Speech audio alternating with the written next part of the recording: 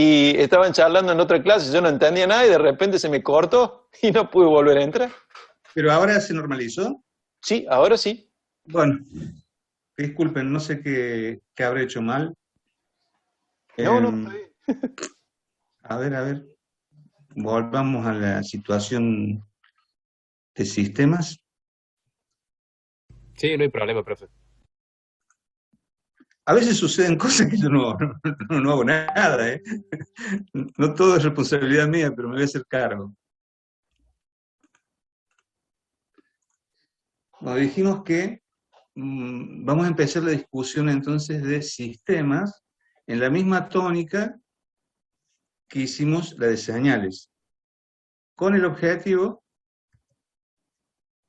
de encontrar un modelo matemático que permita expresar un sistema como una función, y de ese modo, audio y video normal, todos, Todo en orden, profe. y Todo de bien. ese modo podemos combinar en fase de diseño, cosa que no van a ver en esta asignatura, con un objetivo deseado a la salida, cómo diseñar el sistema matemáticamente para que con esa entrada se obtenga el resultado. Nosotros lo que vamos a hacer es obtener las herramientas para poder modelar señales, para poder modelar sistemas y operar entre ellos en el tiempo por ahora. ¿Qué es un sistema en nuestro idioma? Es un proceso que produce una transformación de señales. Entonces tiene una señal de entrada y una de salida. Están relacionadas a través de la transformación que el sistema produce de salida. En general lo vamos a expresar como una función de transferencia, ¿vale? Es decir, una relación entrada-salida es una función de transferencia. En tiempo continuo o discreto. Cuando haya discrepancia, lo citaré. Si no, válido para ambos casos. Desde el punto de vista matemático, ahora, se lo puede definir como un operador el sistema. Un operador que transforma una señal expresada como una función en otra función que va a ser otra señal. Un operador matemático puede ser una suma, una resta, un producto, una integral, una derivada. Un sistema es de tiempo continuo cuando las señales de entrada y de salida son de tiempo continuo, y de tiempo discreto del mismo modo. Puede ocurrir que tenga una señal de tiempo continuo y a la entrada y a la salida tenga una de tiempo discreto, y allí habrá un fenómeno que involucrado, que es la conversión y la discretización, que involucra un muestreo. Y viceversa, si es de discreta de entrada y continua de salida, hay una operación de conversión, que en el primer caso es analógico-digital, y en el segundo caso es digital-analógico, desde el punto de vista técnico-electrónico. Entonces, para pasar de una señal continua a una discreta, nosotros lo vamos a ver matemáticamente, que es la operación de muestreo, y es ideal, a través de impulsos ideales, teóricos. Los sistemas tienen algunas características, y vamos a ver cuáles son las tipologías de sistemas que vamos a abordar. Vamos a ver la generalidad y vamos a puntualizar en algunos, vamos a focalizar en algunos en particular. Un sistema para nosotros es una caja negra, por ahora, que tiene una señal de entrada de tipo continuo o tiempo discreto, que generalmente va a ser X, y tiene una señal de tiempo continuo o tiempo discreto de salida, que en general va a ser Y. El sistema se puede asociar como operador con otro sistema. Y la señal de salida de un sistema puede ser la entrada de otro, y los asociamos en serie, y acoplamos en cascada sistemas para hacer diferentes manipulaciones. De la misma manera lo podemos hacer en paralelo.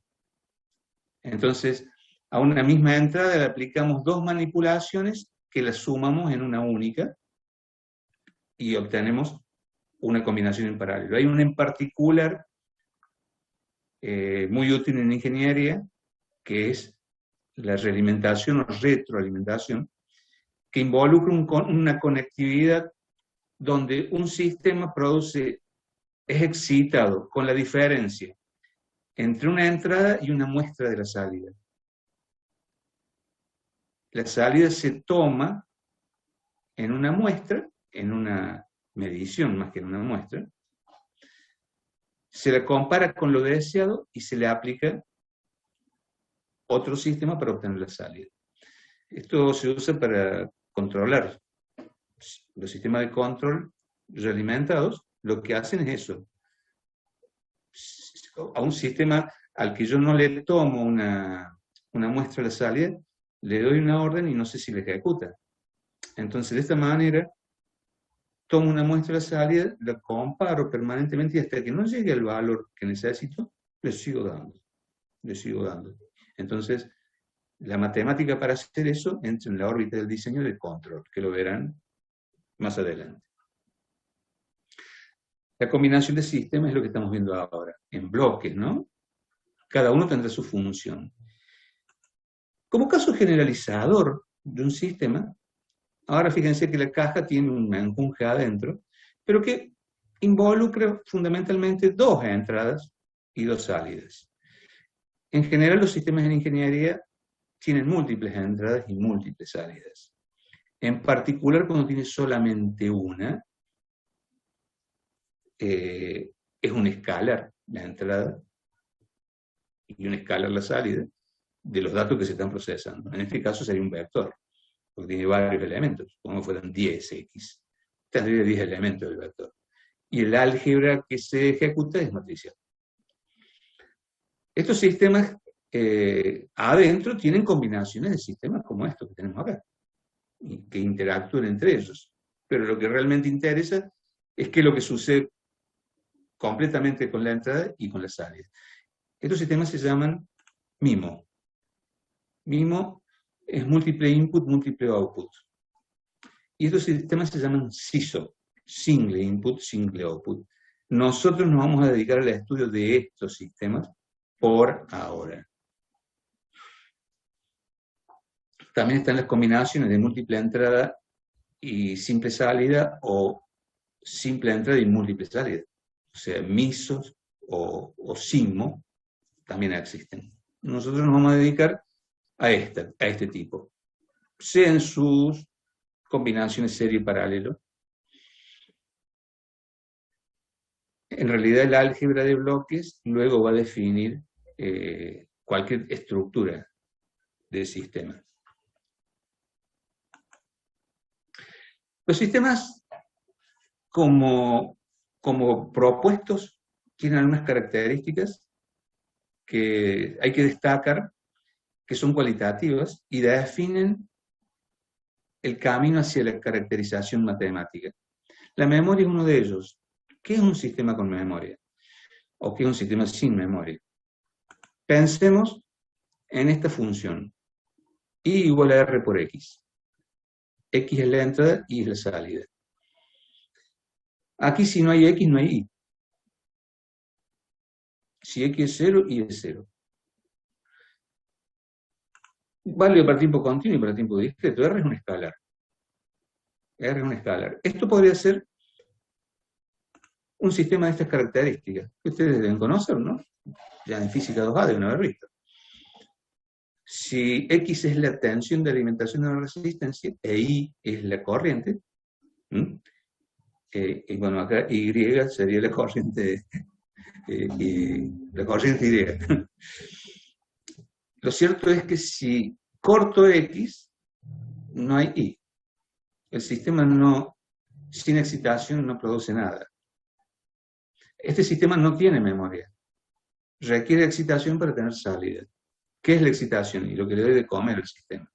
Imagínense una caja negra que tiene adentro un circuito con una resistencia donde la entrada es la fuente de alimentación, los voltios. Y la salida es la corriente que circula por el circuito. O sea, no es la salida eléctrica, es la salida matemática del sistema. ¿Se entiende eso? Sí, profe. El hecho es que este sistema no es capaz de producir salidas, seguir produciendo salidas si no tiene entrada. No tiene memoria. Porque no hay acumulación de energía. Un caso de acumulación de energía típico para nosotros es el condensador o la inductancia. En el caso del condensador, un típico elemento almacenador de energía, supongamos, este dibujo lo tengo que corregir, disculpen, supónganse que X de T es la corriente del circuito, y I de T es la tensión en el condensador. Y dicho así de ese modo, la tensión en el condensador es 1 sobre C por la integral de la corriente, eléctricamente hablando. Y lo cierto es que si yo corto la alimentación y deja de circular corriente, lo que acumuló hasta ese momento me lo da en tensión del condensador. ¿Sí? Queda cargado. Y si le vuelvo a excitar, arranca desde ahí. El tipo quedó memorizado hasta donde se cargó. Entonces el almacenamiento de energía es un típico elemento con memoria, donde el sistema no arranca relajado, sino arranca de un estado en el que había acumulado hasta una instancia precedente. Que para nosotros se va a convertir en condiciones iniciales de la memoria de un sistema. O sea, en lugar de arrancar un circuito relajado, arranca desde un valor de tensión. Bueno, entonces, en la ecuación diferencial es lo mismo. La ecuación diferencial, el funcional, depende, el intervalo va a arrancar, va a requerir condiciones iniciales o no. Pero el mismo concepto de condiciones iniciales. Válido para tiempo continuo y para tiempo discreto la versión discreta de la integral, que es una suma. O sea que si es sumado muestras y dejo de sumar porque se detiene X, y lo que acumulé, acumulé. O sea, no se borra. Entonces los sistemas con memoria finalmente requieren de algún método de almacenamiento y resguardo. Es la diferencia con este sistema resistivo que no almacena nada. Siempre hablamos de componentes ideales, ¿no? Otra característica es la inversibilidad. La inversibilidad tiene que ver con que se admite un sistema que haga la operación inversa de la que hace. Bueno, simplísimo. Tengo un sistema que me produce, come xn y me produce in. Y un sistema inverso que me toma in y produce zn, que si es igual a xn, que es el origen, es el inverso. Un ejemplo, un amplificador, un multiplicador por 2. Este sistema es un multiplicador por 2 y este es un divisor por 2. Entonces, empiezo con un valor y termino con el mismo valor. Lo multiplico por 2 y después lo divido por 2. Este es un sistema, un medio es un sistema inverso a 2, que es una multiplicación y una división. ¿Sí? En la medida que aumenta la complejidad del modelo, aumenta la complejidad del inverso. Y la complejidad no de complejo, sino de complicación, ¿no?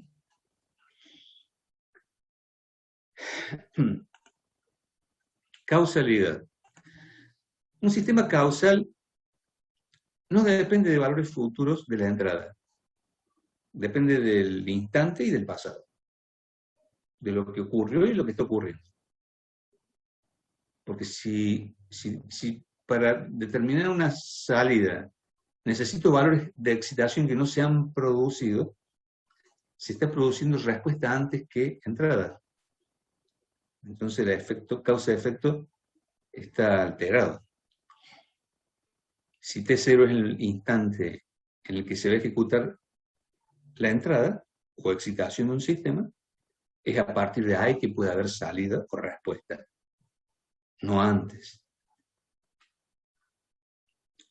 Por ejemplo, un sistema no causal puede ser aquel que al detectar que viene una entrada da la salida antes que se produzca. Por eso también se los denomina anticipativos. Bueno, los sistemas anticipativos ya existen. Nosotros vamos a trabajar con sistemas causales. Un sistema anticipativo, siempre doy el ejemplo, que parece burdo, pero es el más entendible, de un piloto automático de un avión, que se lo pone a volar a 10.000 metros para cruzar el mar, y se supone que el clima es determinado clima. Entonces, el manejo de los flaps, manejo es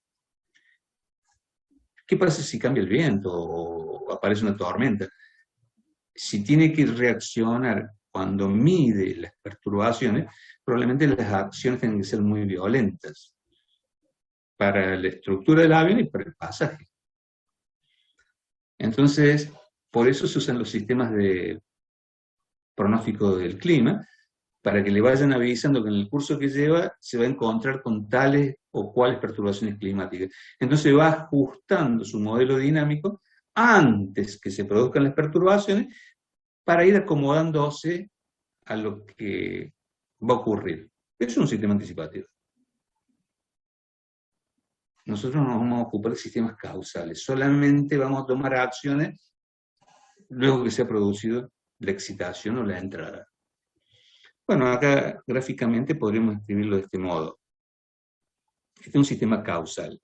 Fíjense que la salida no se produce antes de que haya habido entrada. El instante T0. Este es un sistema causal. Viceversa. Hay salida antes que se produzca la entrada. Este sistema se está anticipando a la entrada que aún no se produjo. Necesito conocer el futuro para saber la salida que tiene. Un sistema no causal. Expresado matemáticamente, en el instante n necesito saber, supongamos que esto fuese 0, necesito saber qué pasa en x1. Claro, tengo salida antes, tengo salida en el instante 0, que en su modelo matemático necesita la entrada en el instante 1. Todavía no se produjo. ¿Cómo le hago? Se produce salida antes que la entrada. Esto no causa. Se puede expresar en marcha atrás y marcha adelante, en marcha en adelante y en retraso, pero finalmente se aplica a toda la secuencia. Acá se ve que en la muestra 1 necesito, de salida 1, necesito lo que pasa en el 0. Bueno, la causalidad es uno de los temas que vamos a tener que abordar, y yo les propuse la señal escalón unitario como un formalizador de la causalidad, porque es una señal que del 0 para atrás anula todo, y del 0 para adelante pasa como está, porque vale 1. Una señal ideal, teórica, ¿no? La estabilidad también nos interesa. La estabilidad tiene que ver con la convergencia y la divergencia. La estabilidad tiene que ver, nosotros en ingeniería queremos que los sistemas sean estables. Un sistema inestable es un sistema que oscile. No me interesa un equipo de audio que pongo algo de música y el estímulo, y la salida del sistema es la cota que adquiere la pelota. Fíjense que acá cualquier estímulo que le dé, la tipa se va a ir para un lado o para el otro. Y se va, supongamos, al menos infinito, se cae. Eso es un sistema inestable. En cambio, yo le puedo pegar un impulso y la tipa se va a bailotear un poco hasta que agote su energía y después se va a posicionar en el reposo nuevo. Es un sistema estable. ¿Pero estable en qué sentido? ¿En el sentido estricto de la palabra? Y no. Porque si yo le meto un pulso electromagnético, una bomba nuclear a eso, se va al corno, se rompe todo y se va para arriba a lo mejor. ¿No? Si le doy una excitación de entrada de un X inmensamente grande, infinitamente grande, viola toda la estabilidad de la que estamos hablando, por más que esto sea naturalmente convergente. Entonces se habla de un concepto de estabilidad denominado EASA. Entrada acotada, salida acotada. Entonces, si para una entrada acotada la salida es acotada, el sistema es estable en términos EASA, en sentido EASA. Acotada, ¿qué significa? Bueno, tiene un determinado valor congruente con el modelo. No lo hemos visto todavía, pero si lo recordamos, yo se los expresé en tiempo discreto. Esta es una convolución. Si X, que es la entrada, es menor que un M, o sea, está acotada, es suficiente con que sea integrable el sistema, que es la respuesta H, para que el sistema sea estable. Me estoy adelantando, pero el concepto de ASA tiene que ver con que la respuesta al impulso sea integrable. H es la respuesta al impulso de un sistema. Podemos retomarlo después que veamos esta operación que es la convolución en tiempo continuo.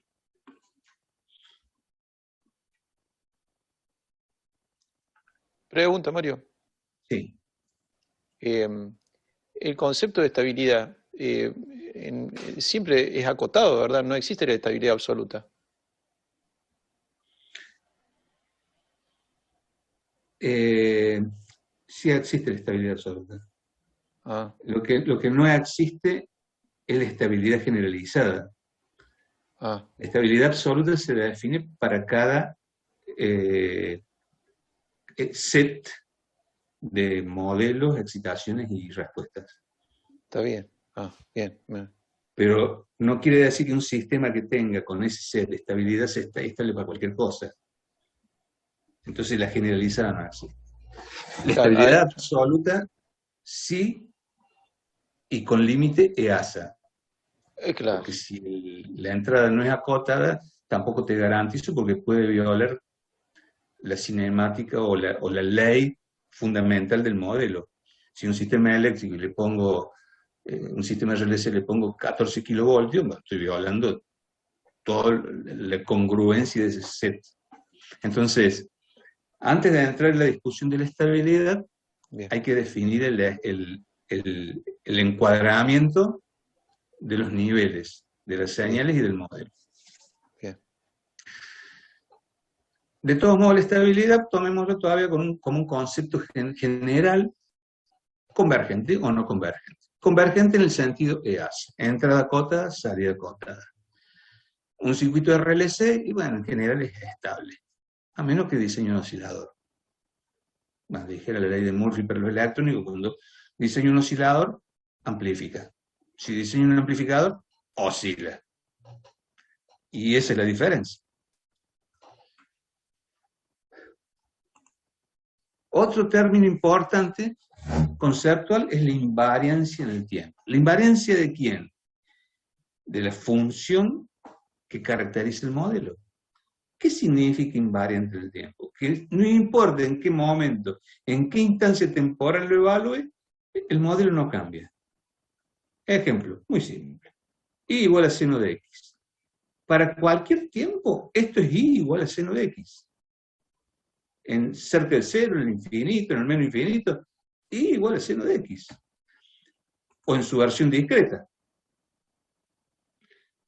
Esto es invariante en el tiempo. ¿Qué es variante? Y cuando el tiempo pasa a ser un factor de la función, depende del instante de tiempo que lo evalúe, es la amplitud de este seno. Esta función varía en función del tiempo. Porque en tiempo igual a 1 vale seno de x. En tiempo igual a 100 vale 100 seno de x. ¿Sí? Tiempo discreto. Esto es variante en el tiempo.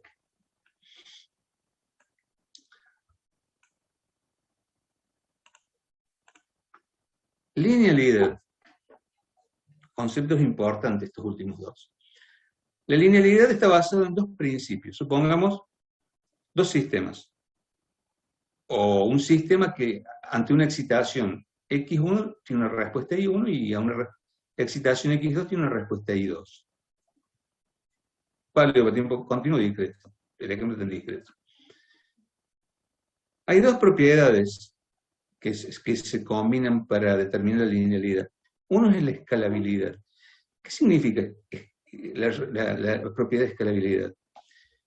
Que si X1 produce Y1, A por X1 produce A por Y1. O sea que si el sistema es lineal, admite que el escalar pase a la salida. Y es natural. Si es un problema de amplitud, es un escalar. Si es lineal. Porque si es cuadrático, el A pasa como A cuadrado. Está claro, ¿no? Y otro tema es la superposición.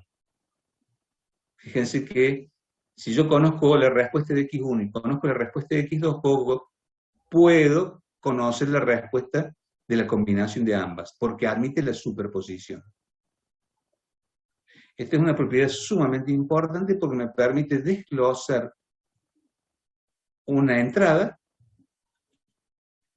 compleja, si se quiere, compleja funcionalmente, en una combinación de elementos simples, donde cada elemento produce una salida y esas salidas se pueden combinar igual que las entradas para obtener la respuesta total.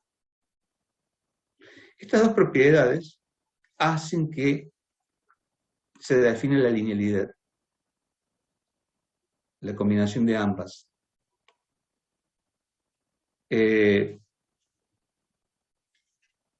Estas dos propiedades, la invariancia y la linealidad, van a ser de importancia central. Sumado a que nosotros ingenieros vamos a trabajar con sistemas causales. O sea, nada es anticipativo.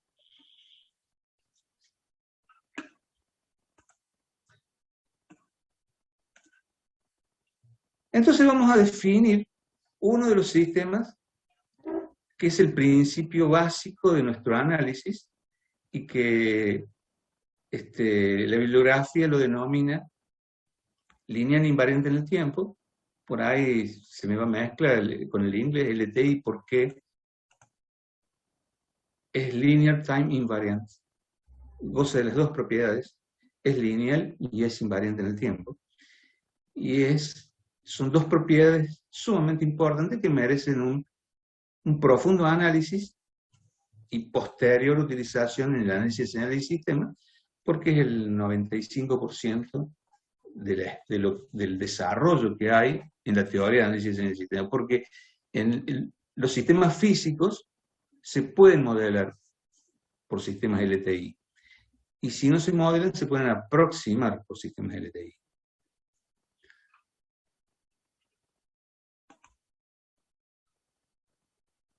Bueno, y por supuesto, la principal razón es que poseen la propiedad de superposición, y que nos permite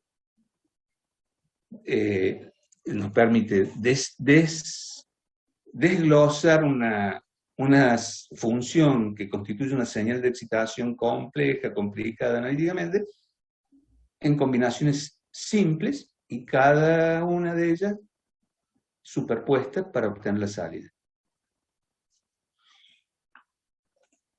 Entonces, dicho esto, una entrada se puede constituir como una combinación lineal de funciones simples que sumadas constituyen una representación esto lo hicimos cuando representamos una secuencia arbitraria discreta por medio de una secuencia ponderada desplazada. Bueno, este es el mismo principio. Estoy hablando de superposición. Constituyo una sumatoria de entradas ponderadas simples que se combinan para obtener una salida que va a estar representada del mismo modo, y como el sistema es lineal, las constantes van a pasar directamente a la salida, y la misma forma de la entrada tiene la salida. Porque el sistema es lineal y admite la superposición y la escalabilidad.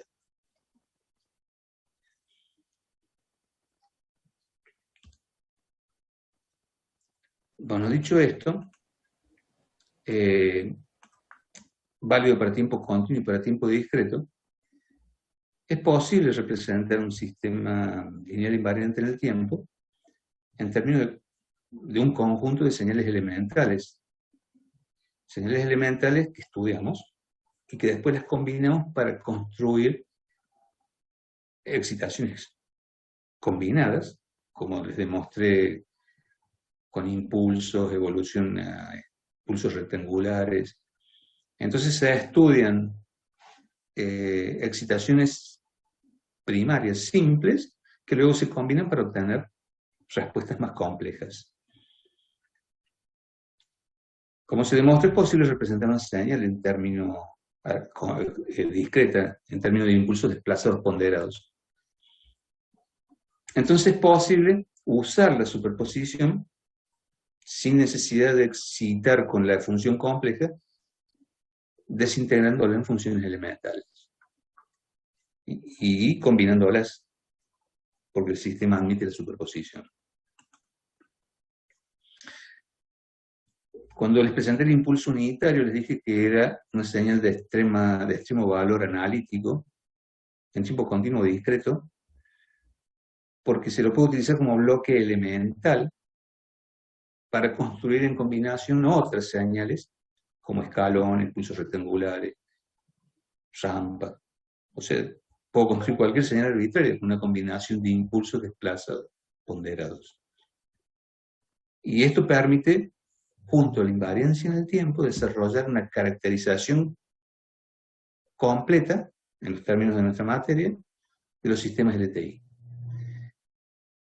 En términos de su respuesta al impulso unitario, porque lo que vamos a elaborar al final de todo esto es que el sistema lineal invariante en el tiempo, la respuesta al impulso unitario es el modelo del sistema.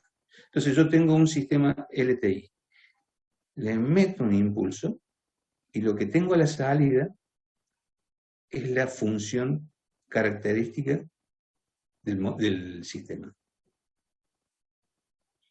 Que es una cosa importante, porque conociendo la respuesta al impulso, conozco el modelo matemático del sistema. Estas dos respuestas al impulso se conocen como sumatoria de convolución para tiempo discreto y la integral, que es el límite de la suma, que es para tiempo continuo. Estas dos operaciones son fundamentales para operar señales con señales y señales con sistemas en el tiempo.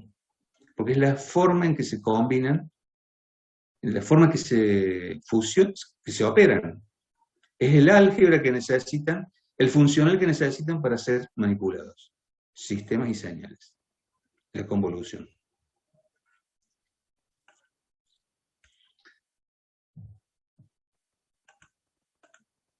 Vamos a empezar con la sumatoria de convolución. No sé si quieren descansar 5 minutos, quieren hacer una pregunta, ambas cosas.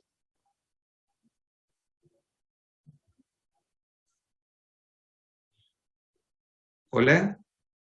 Por mí no, Sí, estamos profe. con Rodrigo. Seguimos. Vamos a empezar entonces con la sumatoria, correspondiente para tiempo discreto. La convolución es un operador matemático.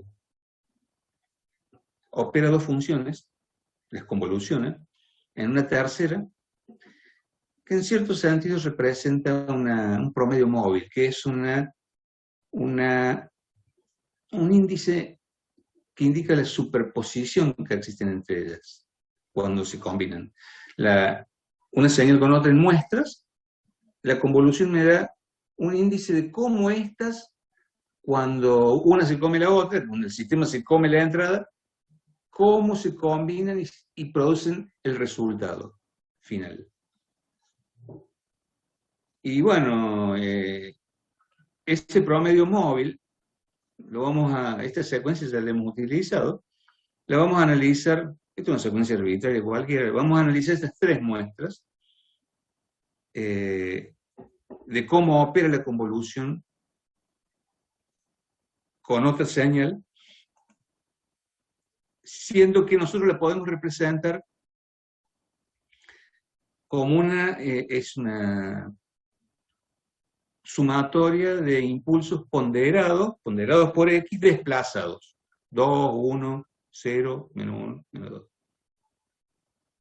Dijimos que podíamos representar una secuencia arbitraria discreta cualquiera por medio de una sumatoria de impulsos ponderados desplazados. Y la formulación era esta. Eso fue lo que obtuvimos. donde K es el mismo orden de muestra que de desplazamiento del impulso. O sea, me desplazo el impulso y ese impulso adopta el valor X de la muestra en el mismo orden, K. Si tomamos n fijo, ¿qué sucede? X se mueve en K y delta se mueve en menos K, o sea, está reflejado X respecto a delta.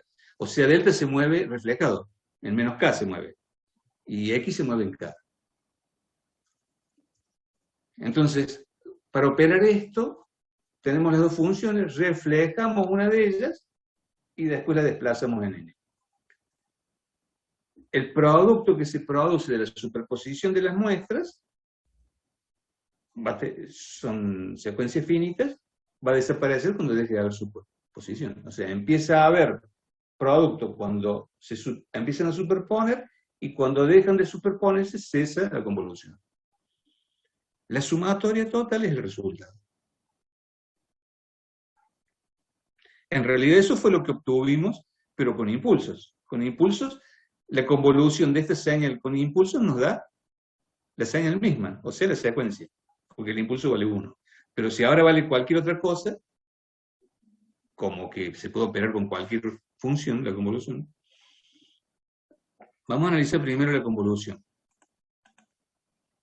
Tenemos un sistema lineal invariante en el tiempo que admite escalabilidad y ¿qué otra propiedad? ¿Y superposición, profe? Sí, las dos. Estoy en el laboratorio.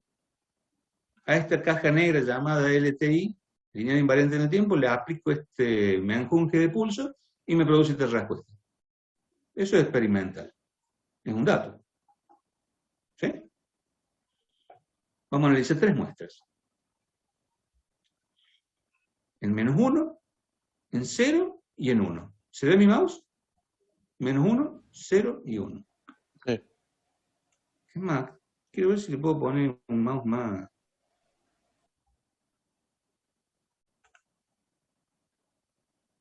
No sé por dónde se podría mejorar el mouse.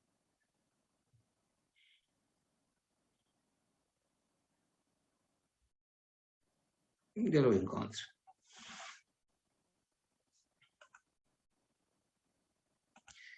Bueno, dijimos que la entrada xn, esta entrada arbitraria cualquiera, la puedo representar de esta manera. Tiene 3 muestras. A1, A2 y A3. A1, A2 y A3, x1, x2, x3. En los instantes de tiempo que correspondan. Y la salida, lo mismo. Las muestras que corresponden al resultado. Lo puedo representar por una combinación de pulsos desplazados ponderados. Pero el A pasa de largo, porque es lineal. ¿Sí? De la entrada pasa a la salida, linealmente. Vamos a analizar el instante de tiempo n-1. Este es el resultado, esta es la excitación y este es el resultado final. Al sistema lineal invariante del tiempo le voy a aplicar un impulso en instancia n-1, un impulso unitario. En el laboratorio experimental, o en el simulador, MATLAB, en Octave, en lo que fuera. No sé qué es lo que tiene adentro porque nosotros no vamos a modelar, nosotros vamos a usar modelos. Bueno, ahí tengo un modelo matemático que cuando le meto un impulso en n-1 me produce ese resultado. La respuesta del impulso, todos los autores le llaman H.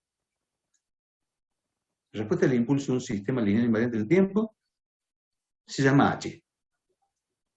Y es en el instante -1 de él. Bueno, me da esta respuesta. ¿Qué pasa ahora si a ese sistema le aplico el impulso S multiplicado por la muestra en -1? ¿Qué es esta? Bueno, ese producto se transforma en esta muestra, porque el impulso no importa en qué instante de tiempo, vale 1. Entonces finalmente se transforma en esta muestra. ¿Y esa muestra qué es? Y este impulso multiplicado por una constante, por un escalar, que en este caso será, qué sé yo, menos 3, no sé, menos 2. Pero si yo conozco la respuesta del impulso unitario, multiplico por menos 2 y obtengo la respuesta de este impulso ponderado por los sistemas lineales. Entonces, ahí está. Tengo la misma respuesta, pero multiplicada por el valor que adquirió por ser ponderado por la muestra en ese instante de tiempo. ¿Se entendió? Profe, yo no entendí. ¿Desde dónde? Yo tampoco. Desde la última parte. Esto, sí, esa parte. Eso Esto sí, lo actúa la verdad. experimentalmente o por simulación. Esto sucede así. Ahora vamos a, dijimos que podemos despedazar la excitación en eventos simples individuales y después combinarlos aplicando la propiedad de superposición. ¿Sí? Sí, hasta ahí es punto. Bueno, los eventos individuales son esta muestra y esta muestra. Son 3 eventos en ese instante de tiempo. Bueno, el sistema también en el laboratorio o en el simulador le voy a poner un impulso en el instante n-1. Menos 1 más 1, 0. O sea que vive únicamente en ese instante, y vale 1. Se lo enchufo al sistema lineal invariante del tiempo y el simulador o el laboratorio me da esta medición. Supónganse que esa caja tiene, qué sé yo, tiene un bola, resorte, no sé, un montón de cosas adentro, y le meto un impulso, y la respuesta H es, qué sé yo, la distancia. O la distancia, sí, la distancia. Bueno, y se mueve de esa manera. Se mueve de esa manera porque las cosas adentro se desencajan, acelera, frena, baja, sube. Bueno, listo, me obtuve esto. ¿Aceptan eso? Que es experimental. ¿Sí? Y sí, no hay cómo refutarlo. No, porque no está en discusión cómo se produce. Bueno, ahora... Una pregunta, Sí. Mario. Si nosotros el estímulo lo ingresamos ahí del pulso unitario, en menos 1. En el instante menos 1. En el instante menos 1. Sí. En H, ¿a cuál corresponde de todos esos? No, vos imaginate que tenés tenés un sistema de masa, resorte y amortiguador. Sí, sí. Le pega un tincazo que simula un impulso. El tipo Sí. se va a mover hasta que se detenga, o sea, Claro, sí, va a tirar todo esa señal. qué sé yo, 10 segundos se va a mover. Claro, ahora está. O sea, el hecho de que sea una muestra de excitación no significa que va a tener una muestra de respuesta. Sí, todo depende del sistema que tenga en el medio. En general, siempre va a tener más resultados que excitación, porque esa energía que procesa el sistema, la devuelve en diferentes modos. O sea, depende de lo que tenga adentro. Lo cierto es que todas estas muestras responden a haberle excitado con un impulso. Y no es refutable porque es experimental. Ni siquiera sé lo que tiene adentro. Bueno, ahora, yo sé la respuesta que tiene el impulso, que el impulso es 1. Si yo ahora a ese mismo sistema le conozco la respuesta del impulso, que se llama H siempre, la respuesta del impulso unitario siempre se llama H. Y yo me estoy refiriendo a esta muestra, la primera en n-1, pero conozco a un impulso unitario. Fíjense que esta vale menos 2, menos 3, pero menos 2, menos 3, o lo que valga, acá, es un escalar, que si yo multiplico el impulso, termina siendo ese escalar. Acá lo multiplica el impulso S por x en menos 1. Y adquiere el valor de x menos 1 si el impulso vale 1. Cualquier cosa que multiplique por el impulso, sigue siendo cualquier cosa. Porque vale 1 el impulso. Y lo único que hice respecto a este evento, que obtuvo este resultado, fue multiplicarlo por x de menos 1, que equivale a multiplicar todo esto por x de menos 1. Exactamente igual, porque el sistema es lineal.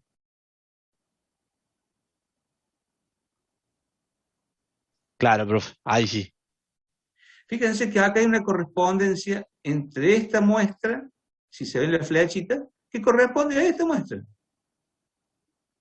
Y esa muestra que es un valor. Un valor. Y ese valor, si es lineal el sistema, de la entrada pasa a la salida. O sea, si multiplico por 3 a la entrada, se multiplica por 3 a la salida. ¿De acuerdo? Sí, profe. Me voy a la instancia 0. Un impulso, el mismo experimento. Al sistema lineal invariante le pongo un impulso en 0. ¿No? Instante 0, amplitud 1. Y me produce ese resultado. Otro resultado distinto, naturalmente. Qué sé yo, que era una acomodada, o qué sé yo, se enfrió, qué sé yo, no sé, fuera. Aplico el mismo razonamiento. Multiplico por lo que vale la muestra, que en este caso vale lo mismo. Pero en realidad, este valor es este valor, que multiplicado por 1 es este valor. Bueno, ¿cuánto es este valor? ¿Es 1? Bueno, tengo la misma respuesta. Multipliqué por 1. Y el 1 pasó a la salida. Pero está el x0. Acá no está. Acá está el x0 y acá está la salida del x0.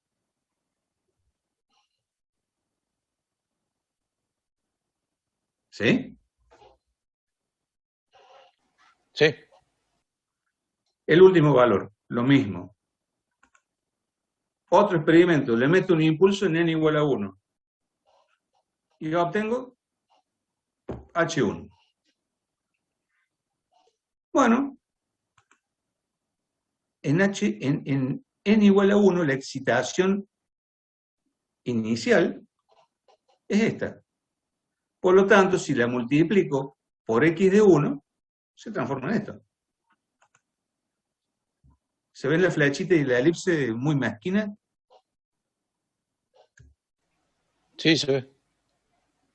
Por lo tanto, multiplico por x en 1 toda la respuesta, porque el sistema es lineal. Ahí está. O sea que, finalmente, hemos reemplazado la excitación x de n por 3 eventos individuales, que a través de la propiedad de escalabilidad se transforman en un ponderador escalar en la entrada que va a pasar a la salida conociendo el del impulso unitario.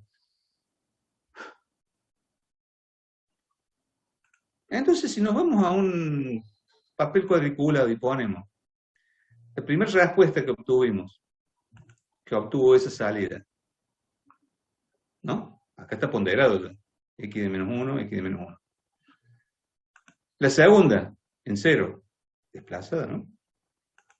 Obtuvo esa salida. La tercera, en 1, obtuvo esa salida.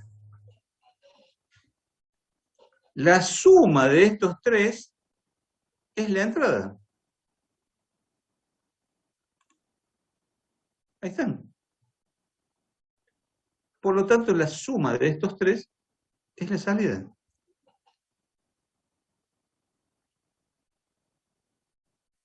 Esto era experimental. Esto era experimental. Y esto fue evaluado de la evolución de la respuesta del impulso, que también es experimental, o simulado, ¿no? Lo cierto es que si la entrada tenía esta forma, que la venimos arrastrando desde el inicio, que es la combinación de impulsos desplazados K ponderados por X en K, que es esto, concretamente lo que hemos hecho, los impulsos desplazados, n más 1, n menos 1, ponderados en los instantes de desplazamiento, x en menos 1, x en 0, x en 1. Ahí está, la expresión. En todo el intervalo, pero acá son 3 muestras. La salida igual. Solo que la convolución es con la respuesta del impulso h. Acá es con el impulso de la entrada, delta. H es la respuesta al delta en el mismo instante de tiempo.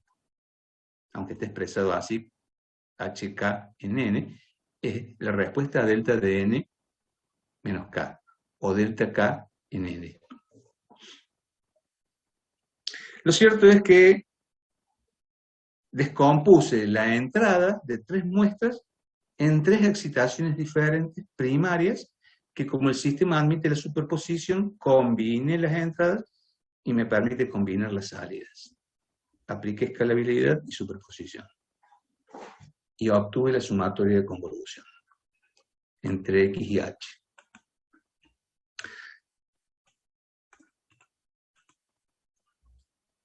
Entonces, vuelvo al inicio, que ahora lo hemos desmenuzado y lo hemos representado con impulsos ponderados desplazados. La excitación X produce la salida Y. X está representado por la convolución entre X y delta, y está representado por la convolución entre X y H. La convolución entre X y H se escribe de esta manera, con el asterisco, y se resuelve gráficamente como lo vamos a hacer a continuación, una vez que descifremos la convolución en tiempo continuo. En realidad, si entendieron el procedimiento de obtención, no hay discusión acerca de esto, que es una definición. La convolución es la forma en que una señal y un sistema se combinan matemáticamente para obtener la salida.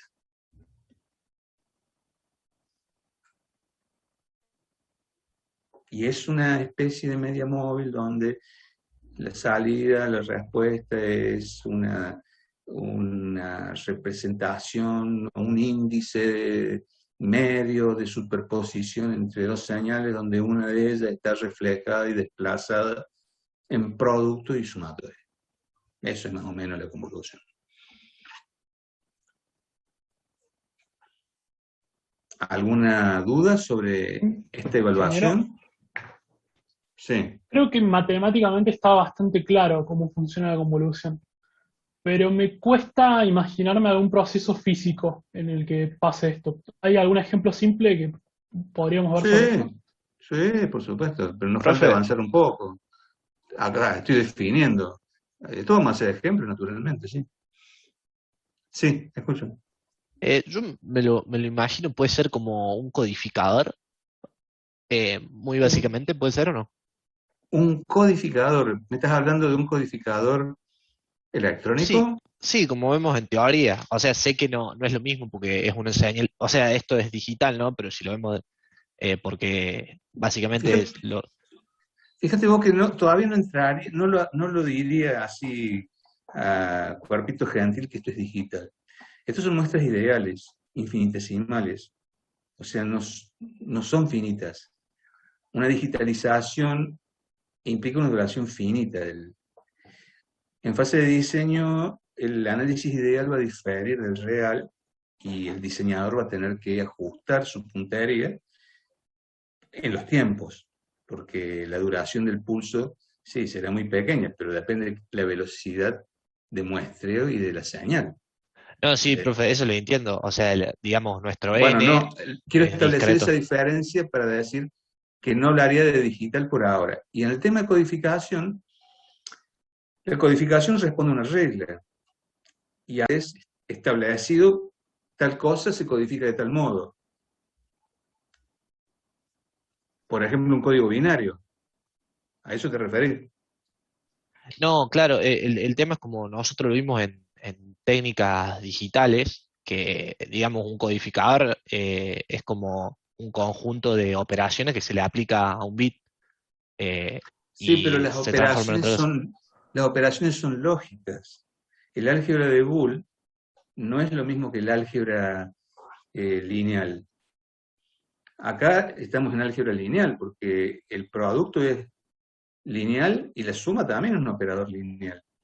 Esto no es una suma lógica, que es un OR, y no es un producto lógico, que es un AND. Claro, profe. Sí, sí, sí.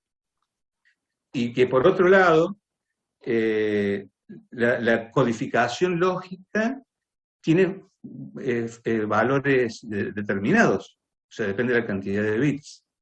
O sea, vos con 2 bits podés obtener 4 valores. Acá, con 2 muestras podés tener cualquier cosa, porque depende de la magnitud y depende con qué lo vas a convolucionar. Fundamentalmente haría esa diferencia. La codificación digital responde al álgebra de Boole, esto responde al álgebra lineal. Perfecto, perfecto, profe. Bueno, el hecho es que hemos llegado a un resultado importante, que es la convolución, la sumatoria de convolución en tiempo discreto. ¿Y qué sirve para qué? Para operar muestras de una señal con un sistema expresado en forma discreta. U otra señal. De hecho, para hacer la simulación les voy a mostrar convoluciones entre señales, que es lo más simple, pero es un modelo matemático. Sumatoria de convolución. Vamos a tiempo continuo. En tiempo continuo, la sumatoria tiende a un infinitésimo, cuando el delta tiende a 0, y tiende a una integral. Entonces, la señal arbitraria en tiempo continuo, que venía de una señal arbitraria en tiempo discreto, se puede expresar como el límite de una combinación de pulsos, pero en el límite. Este es el origen de la convolución en tiempo discreto. Vamos a poner una señal en tiempo continuo y vamos a hacer una serie de interpretaciones. Si bien yo les mezclo lo técnico con lo analítico, acá hay una evidente discretización con una retención de orden 0, que produce esa escalera. Esa escalera se produce porque muestreo, en esos instantes de tiempo, donde está la bolita verde, y hasta que no se produce un nuevo muestreo se mantiene. Eso es un sample and hold en electrónica. Tomo una muestra en un MOS, un transistor MOS, con un condensador, y hasta que no se produce otra muestra, el condensador mantiene la salida, porque tiene impedancia infinita el MOS. Cuando se produce otra salida, cambia. Pero resulta que acá el impulso, que antes teníamos infinitesimal, acá es un rectángulo, porque se mantiene todo el tiempo del peldaño, y se llama delta la duración. Si muestreo más rápidamente, el peldaño es más angosto, y si tiende a 0 el peldaño, tiendo a la señal continua. ¿Están de acuerdo?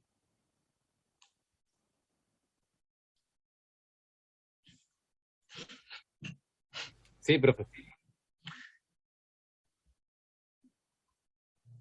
La diferencia entre la señal discretizada y la continua es la distorsión. Cuando hay muestreo, hay pérdida de información. Y de hecho, estoy perdiendo energía acá, en los triangulitos estoy perdiendo energía. Energía es información de la señal. Cuando delta tiende a 0, este punto tiende a estar en el campo de los reales infinitesimalmente al lado de este, y me estoy montando sobre la curva, y estoy dejando de perder información. Aumento el muestreo, pierdo más información. Bien. Lo cierto es que tenemos una señal escalonada, y proveniendo de la definición que tenemos de discreto, vamos a escribir lo siguiente. En tiempo continuo,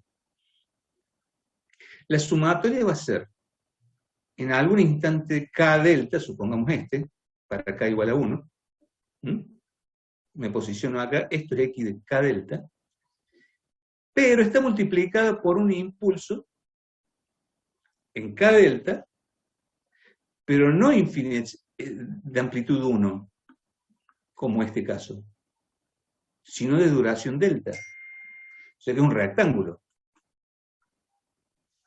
Perdón. Entonces, La versión en tiempo continuo de esta discretizada es, este es el impulso, tiene duración delta, en el instante k delta, por delta, porque es un rectángulo el área bajo la curva, mientras dura la muestra. ¿Está claro eso? En el límite, cuando delta tiende a cero, todos empiezan a muchar entre sí y se transforman en la señal continua. En el límite esto se va a transformar en una integral. Vamos a ver cómo. Vamos a ver cómo. Si la respuesta a delta en discreto era h, la respuesta a delta de t menos k delta, o sea, la versión transformada para llevarla a tiempo continuo, le vamos a llamar h sombrero. La vamos a llamar h, pero con un sombrero, para distinguirla del h de este delta. O sea, la respuesta a este impulso, que tiene duración finita delta, es esta. Estamos estableciendo la diferencia, ¿no? ¿Están de acuerdo?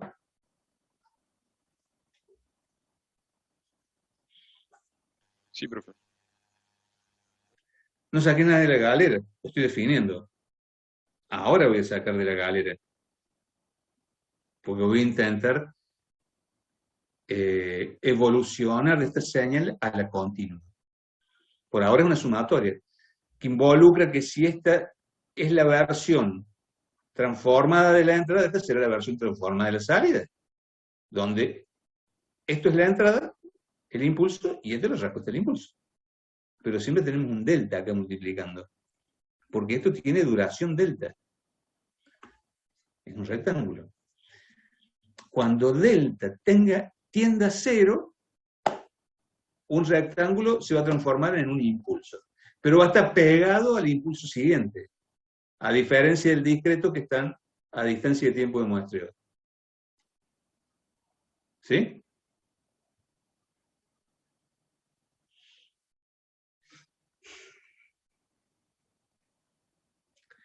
Bueno, vamos a tratar de que sí.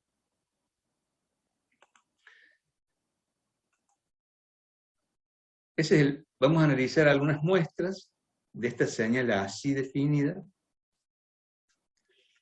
Esa es una. Y corresponde al instante x en t igual a menos 2 delta. Y tiene duración delta, o sea, de menos 2 delta a menos delta. Y altura x en menos 2 delta. Este punto. Esa esquina del rectángulo. Que multiplicado, o sea, por el área, es multiplicar por el impulso por delta.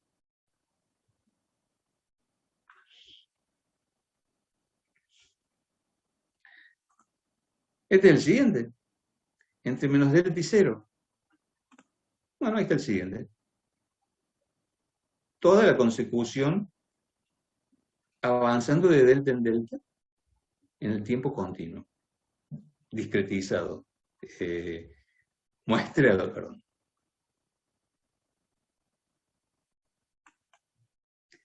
El tercero. Ahí está, entre 0 y delta. Fíjense que el área bajo la curva está discretizada en rectángulos y por supuesto el área es equivalente, pero la sumatoria de los rectángulos va a ser menor que la sumatoria de la integral, porque ahí los triangulitos de las esquinitas superiores se pierden en la discretización. Bueno, y acá hay uno genérico cualquiera. Ah, no, el que sigue, perdón, el cuarto. 4. O sea que lo mismo que hicimos para los impulsos en discreto, lo estamos haciendo para la discretización del continuo en tiempo continuo. Solo que con un pulso rectangular. ¿Están de acuerdo? Sí, profe, acá se viene entendido bien. Bueno, Entonces, esto migró en esto, con esta nueva interpretación gráfica, ¿no? Donde esto es el impulso de antes. Si tomamos la primera muestra, si hacemos... No son las mismas muestras que esta, creo que voy a usar esta y una genérica. Pero lo cierto es que tomemos una de ellas, que es un pulso rectangular, y le pongo el sistema y mido, y obtengo ese resultado. Fíjense que acá, esta es la salida, porque es x de 0 por h, sombrero, ¿no? Es la respuesta al impulso de entrada. Otra muestra, y tengo otra salida. La siguiente. Y una genérica cualquiera que tiene su salida correspondiente. Lo mismo que hicimos en tiempo discreto. Sumo y obtengo la señal escalonada. Sumo, porque el sistema admite la propiedad de superposición. Sumo la entrada, sumo las salidas. Y obtengo esto. Feo, porque esto está distorsionado.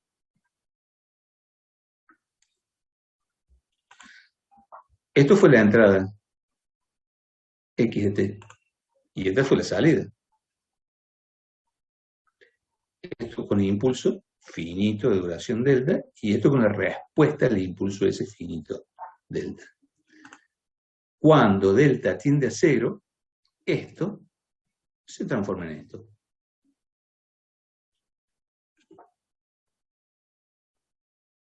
Y tal es así que la integral es el área bajo la curva. Y acá tenemos un área, porque esto tiene altura x de k delta y esto tiene duración delta. O sea que tiene un rectángulo. Sume los rectángulos y me dio un área inferior al de la curva. Cuando delta tiende a 0 es la misma área en la integral. Y aparece un tau.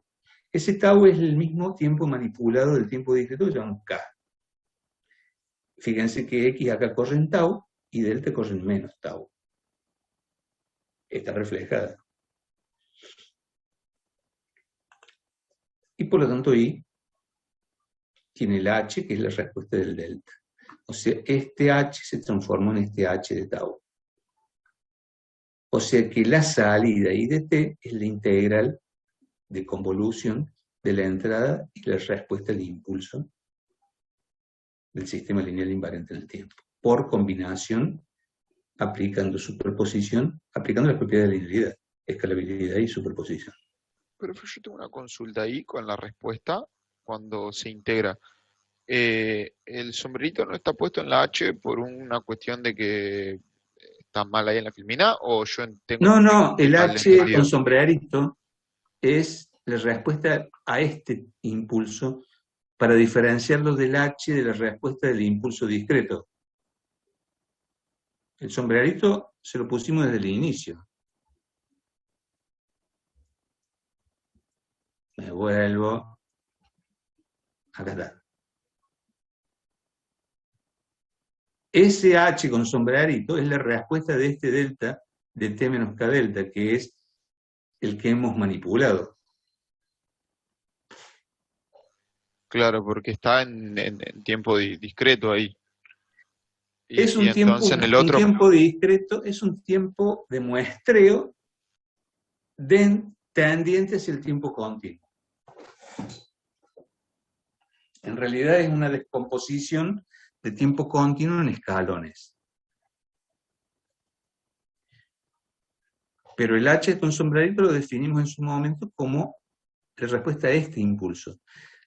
La respuesta a este impulso era H, pero esto era tiempo discreto. Y este H manipulado es de este delta manipulado. ¿Sí? Bien, cuando se aplica el límite a la sumatoria, que queda la integral, se modifica el HS Cuando se aplica por el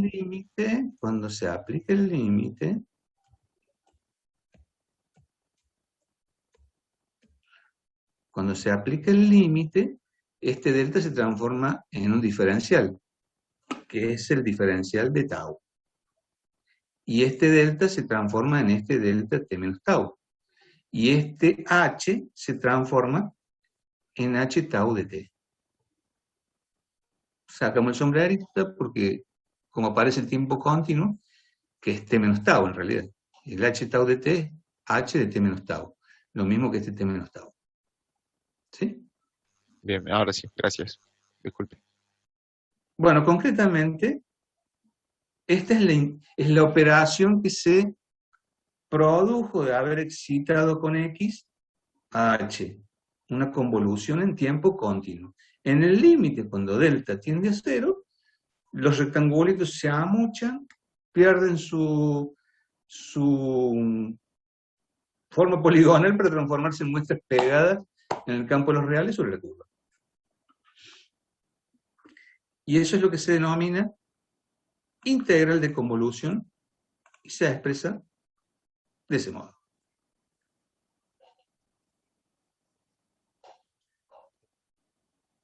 La integral de convolución es la contraparte de la sumatoria de convolución. Ahora, tanto la integral como la sumatoria son operaciones pasibles de tener propiedades. Vamos a ver cómo termina esto, porque finalmente nosotros obtuvimos una sumatoria de rectángulos que nos daba una señal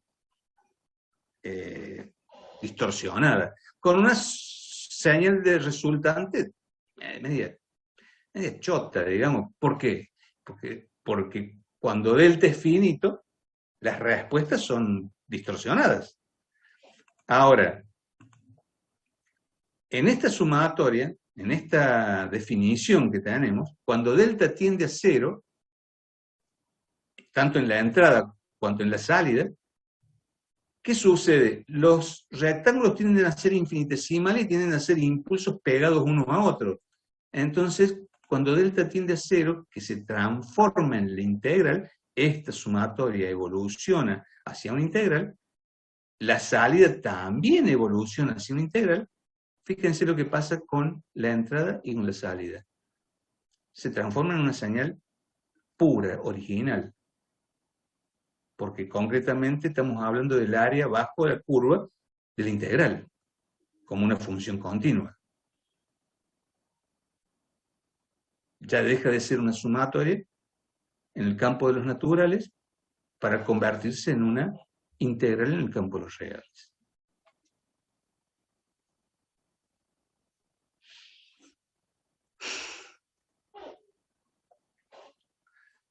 Bueno, esto hubiera sucedido si aquí delta hubiese sido 0. El peldaño es infinitesimal, vale el punto nomás. Entonces están en los puntos sobre la curva.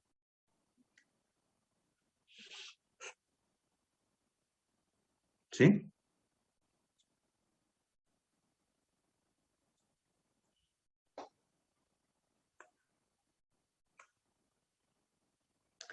Bueno, vamos a suponer que sí, o espero alguna pregunta.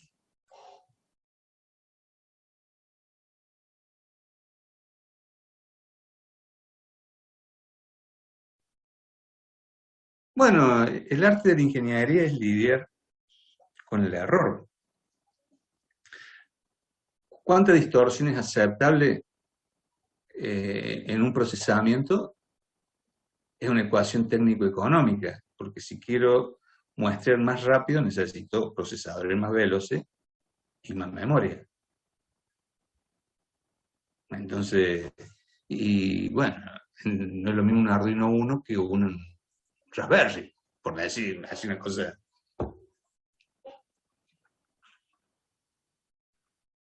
La ingeniería es eso. O sea, nosotros estamos lidiando con análisis ideal y cuando vamos al campo del diseño nos encontramos con cuánto error es admisible y ahí tenemos que evaluar la tecnología con que vamos a procesar. No es lo mismo trabajar con una señal de temperatura, que es una variable de minutos, que un horno para que se vaya en temperatura, que tiene que ser una usina nuclear. Una variable de minutos. No es lo mismo que una presión en un sistema hidráulico que se pincha un caño y en una décima de segundo se cae la presión al piso. O se tapa un filtro y se va, revienta todo, porque se va al infinito la presión, en una décima. O un motor que se le corta una correa y se va en vueltas en una décima de segundo. Entonces, si vas a estar haciendo una adquisición de datos en ese motor cuando se está yendo en vueltas, el procesador o el escalonamiento que tenés que utilizar ya empieza a ser comparable con los cambios de la variable en el tiempo. En una temperatura no, si cambia cada 2 minutos, cambia, ¿qué? Lo puedo tomar a mano los datos. ¿Mm? Bueno, dijimos que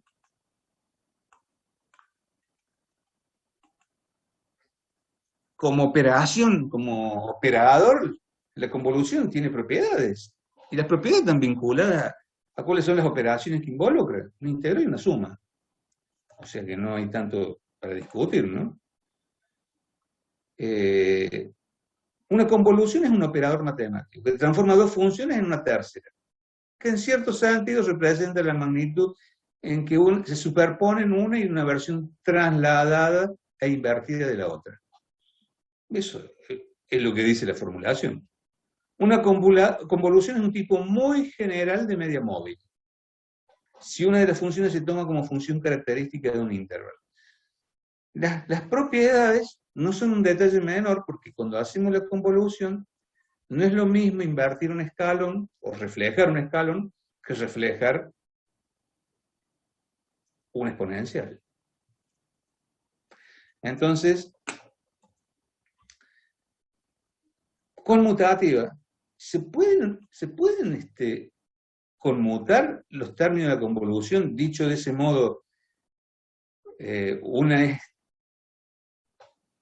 es en tau y la otra es en t menos tau. En t menos tau, ¿es lo mismo h que f? Y sí, si finalmente reflejo una y la traigo y la superpongo. Es lo mismo que reflejar la otra y traerla y superponerla. Si es una suma de derecha a izquierda o de izquierda a derecha. Goza de propiedad conmutativa. Pero porque lo goza la integral y la suma. Es sumatorio. Tanto para tiempo continuo como para tiempo discreto. Asociativa. Bueno, imagínense una señal que entra, tengo dos sistemas en serie.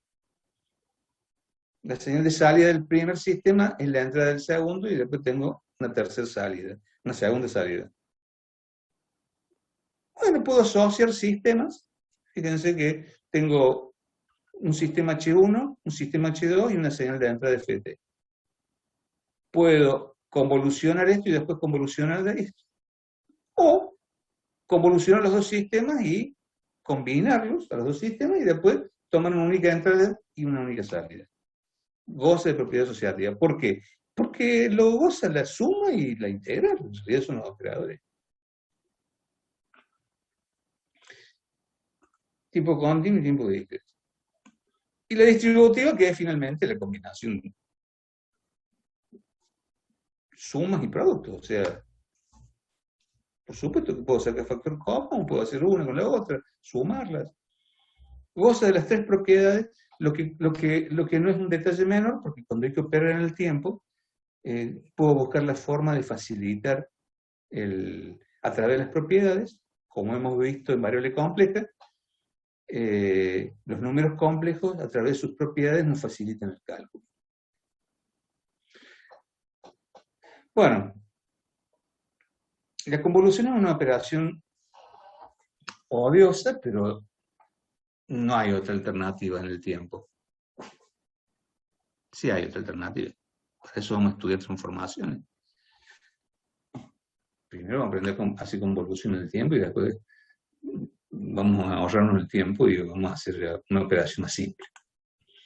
Vamos a ver un ejemplo de sumatoria de convolución en tiempo discreto, y la forma de entender la convolución es ver gráficamente una simulación. En realidad la convolución, cualquier programa de cálculo numérico la resuelve, sea matemática, sea MATLAB, sea Octave, Scilab, cualquiera de ellos tienen convolución, pero entenderla, para entenderla hay que ver una convolución gráfica.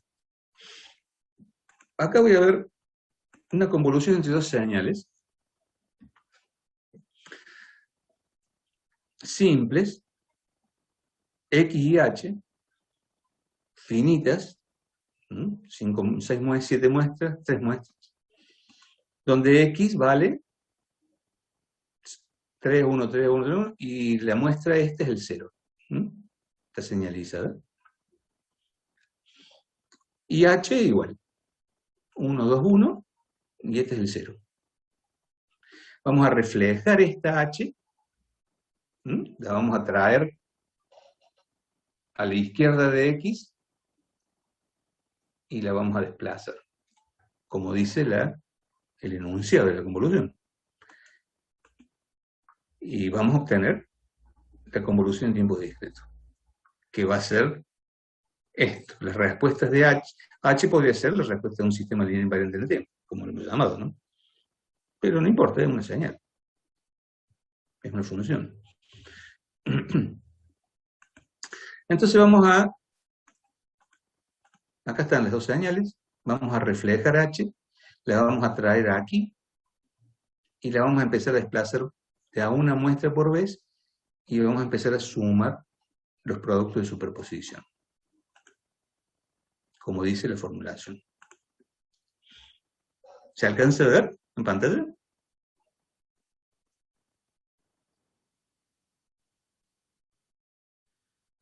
Bueno, la reflejé y la traje al inicio. Y bueno, yo puedo venir a menos infinito, pero hasta que no llegue al menos 3 no va a haber ninguna superposición, porque valen todo a 0 los valores de X.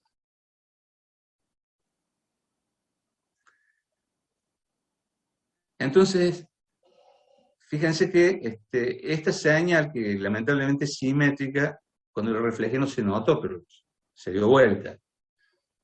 Tendría que haber valido 3 esta señal. En 2. Para que se notara acá que estaba reflejada. Hubiera quedado acá. ¿Me explico? Sí, profe. No obstante, bueno, en la salida en menos 4, que es a donde llega, no hay superposición, entonces vale 0. Cuando me vengo a menos 3, tengo un producto de X con H reflejada. 1 por 3, 3. Entonces I de menos 3 vale 3. Me corro otra muestra. Hay 2 superposiciones. 1 por 1 y 2 por 3. ¿Me siguen?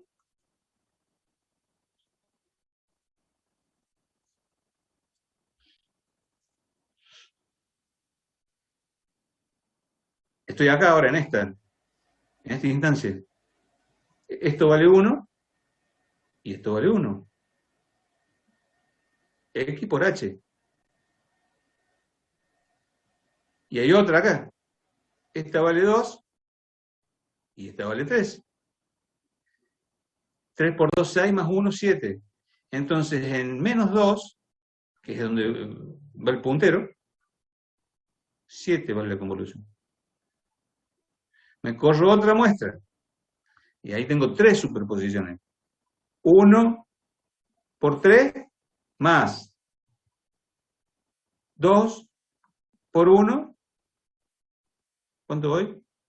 5. Más 1 por 3, 8. O sea que en menos 1 vale 8 la convolución. Y así hasta que se extinga la superposición. ¿Cuándo se extingue? Y en 4.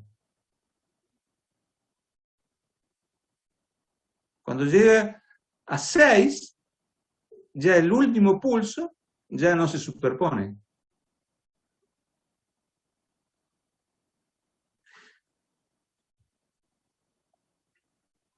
Bueno, este es el resultado.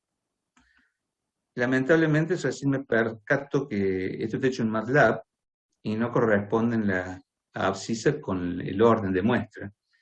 Pero este 3 corresponde a la primera muestra. Entonces 3, 7, 8, 8, 8, 8, 8, 7, 3, 0. Son las que he calculado acá. Lo que pasa es que MATLAB no admite índices negativos, obviamente, si es un vector. Entonces, tendría que haber reformulado los labels acá. No, si me admiten el error, esta primera muestra es esta, y esta última muestra es esta.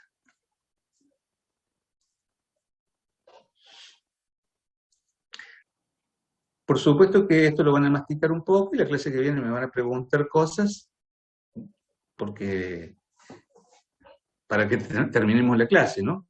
Y la clase que viene lo retocamos. Una consultita, Mario. Sí. Cuando venías comentando que íbamos trasladando, bueno, no me acuerdo el nombre, pero íbamos desplazando la señal y decía que cuando llegamos al 4, en realidad es cuando llegamos al 6, se extingue.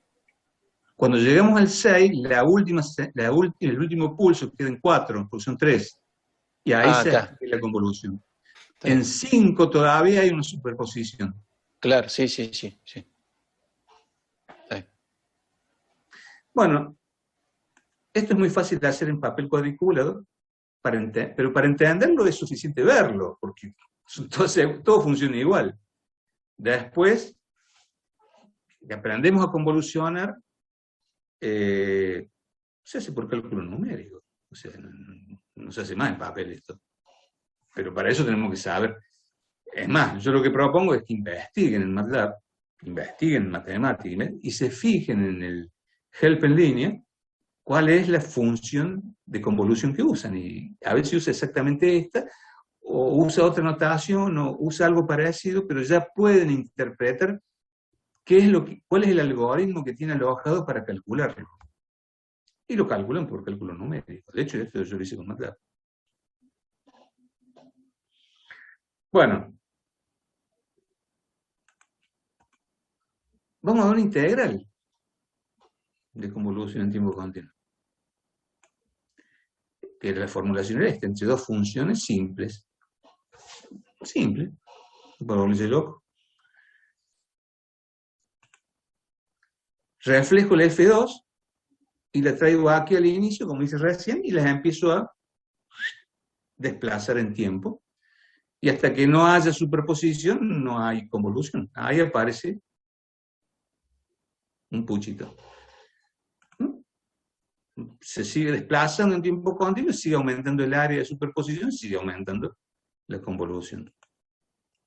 Hasta que el máximo será cuando estén superpuestas. Y ahí empieza a descender de nuevo. Hasta que se extingue cuando no hay más superposición. Acá tengo un GIF que hace eso.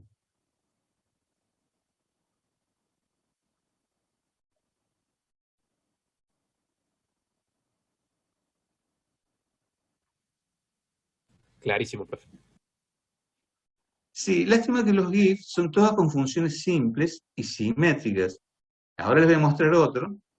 Aprovecho para decirles que en el material asincrónico les he cargado algunos ejemplos de YouTube similares, congruentes con lo que hemos venido viendo, para que lo asocien, un poco más elaborados, y mírenlos.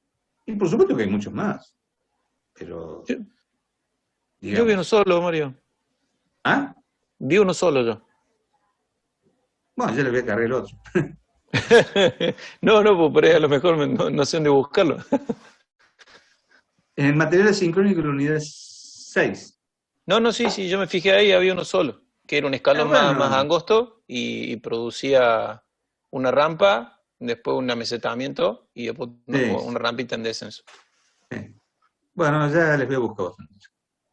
Pero sí, tenemos otro ejemplo con una señal no tan simple para que se note, porque claro, encontrar ejemplos hechos, porque si no me tengo que poner a fabricar yo uno y me lleva muchísimo tiempo.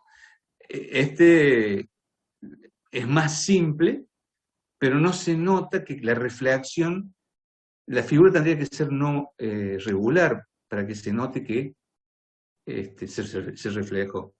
En este otro ejemplo, si bien este es regular, este es una exponencial. Si esto tiene amplitud 1, la va a reflejar. Y cuando se superponga, todo lo que se multiplique por 1 va a adquirir la amplitud de la exponencial. Está claro, ¿no? Porque es un producto. Por 1. Entonces lo que multiplique por 1 va a quedar el original. Entonces fíjense.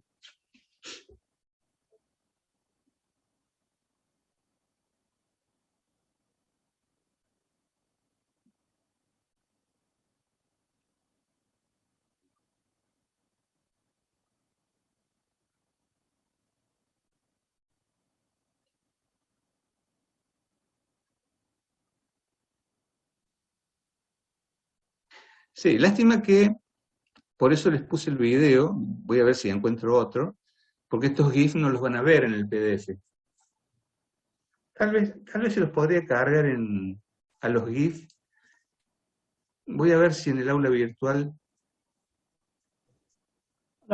Ingeniero, capaz que me perdí, pero ¿por qué yo necesito hacer la reflexión y no solamente desplazar la señal? Porque a la final yo lo que voy a terminar haciendo es sumar todo, hacer la sumatoria de todos los puntos. Lo que pasa es que la reflexión surge, la discusión primigenia fue con impulsos unitarios, y el desplazamiento del impulso corresponde al orden de la muestra. Cuando hacemos en tiempo continuo, el ancho, porque es un área, en tiempo continuo se transforma en un desplazamiento, en una manipulación de la variable independiente. Porque si te fijas, en el caso discreto la variable independiente es n, y el desplazamiento congruente con la muestra es k. Y eso es matemático, según lo que hemos demostrado. Sí, está bien, la interpretación matemática de K y menos K es que es una reflexión. O sea, no hay discusión sobre eso. Sí, está bien, está bien. Voy a ver si les puedo cargar estos GIFs en el aula virtual para que quede de logos en vez del diagrama de bloques del sistema, de la unidad de sistemas. Pero, bueno, hay cosas que no se pueden hacer en el AB. Bueno, gente, aquí concluye nuestra clase. Les invito a que mastiquen un poco esto, y la clase que viene, antes de seguir con sistemas, que vamos a empezar a modelar, caracterizar, no sé si surge alguna discusión, alguna alternativa para aclarar, lo vemos. Por ahora, concluimos aquí.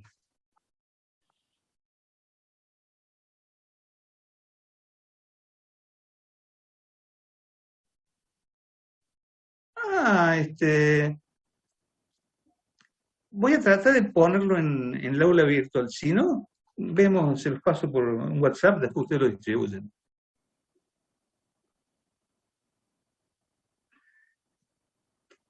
¿Qué errores del parcial querés ver? Y bueno, ¿por qué no alcancé? No sé en qué me equivoqué, porque estoy tan convencido de lo que hice que no sé en qué me equivoqué. Y bueno, nos juntemos en un Zoom y vemos. ¿Por qué te califico? ¿Cuánto es tu calificación? 5. Bueno, nos juntemos en un Zoom.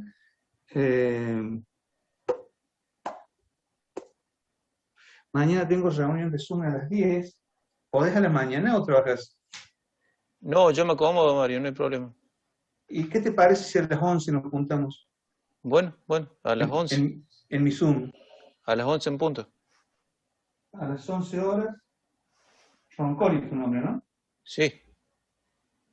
Bueno, no me tenés odio porque te dejé afuera, ¿no? No, para nada. Tiene que haber sido un error. Si no hubiera probado, todavía lo hubiera justificado, pero bueno, aprobé ahí nomás, pero aprobé. Bueno, mañana a las 11 vemos tu examen. Bueno, listo. Entonces a las 11 me conecto al Zoom. Bueno, gente, entonces... Profe, sí. si se puede y tiene tiempo, me gustaría ver mi parcial con usted. ¿Cuál es su Supongo nombre? González. González. Si no puede, mañana, cualquier día. Quería ver el tema de el criterio de evaluación para afinarme mejor, porque Bueno, siento que escúchame, que ¿vos eso le tenés he errado. disponibilidad de tiempo? Sí, no tengo problema. Mañana, tipo 14 horas, ¿podrás? Sí, puedo. 14 horas. Ustedes son 2R4, Dos. ¿no? 2R2. 14 horas, González. Gracias, ingeniero. ¿González cuánto? Daniel. Para buscar material, para tenerlo a mano, para que no pierda tiempo, ¿no? Bueno, muchas gracias.